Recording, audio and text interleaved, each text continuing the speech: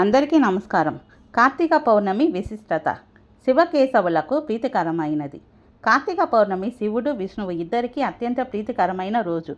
ఈ రోజున వారిద్దరిని ఆరాధించడం వల్ల సకల శుభాలు కలుగుతాయని నమ్మకం. పవిత్రమైన స్నానం. ఈ రోజున ఉదయాన్నే నదులలో లేదా ఇంట్లో చన్నీటి స్నానం చేయడం చాలా పవిత్రంగా భావిస్తారు. రుద్రాభిషేకం. శివాలయాల్లో రుద్రాభిషేకం చేస్తే సకల సంపదలు కలుగుతాయని విశ్వాసం. దాన ధర్మాలు. కార్తీక పురాణం పుస్తకాలను దానంగా ఇవ్వడం, ముఖ్యంగా మహిళలు సౌభాగ్యం కోసం పసుపు, కుంకుమ, పుష్పము, తాంబూలంతో సహా దానం చేయడం మంచి ఫలితాలను ఇస్తుంది. త్రిపుర పూర్ణిమ. కార్తీక పౌర్ణమిని త్రిపుర పూర్ణిమ అని కూడా అంటారు. ఈ రోజున చేసే ఏ చిన్న పనైనా చాలా పవిత్రమైనదిగా భావిస్తారు. దేవ దీపావళి. ఉత్తర భారతదేశంలో ఈ రోజును దేవ దీపావళి అని పిలుస్తారు. దేవతలందరూ భూమిపైకి వచ్చి ఆనందంగా ఉంటారని నమ్ముతారు.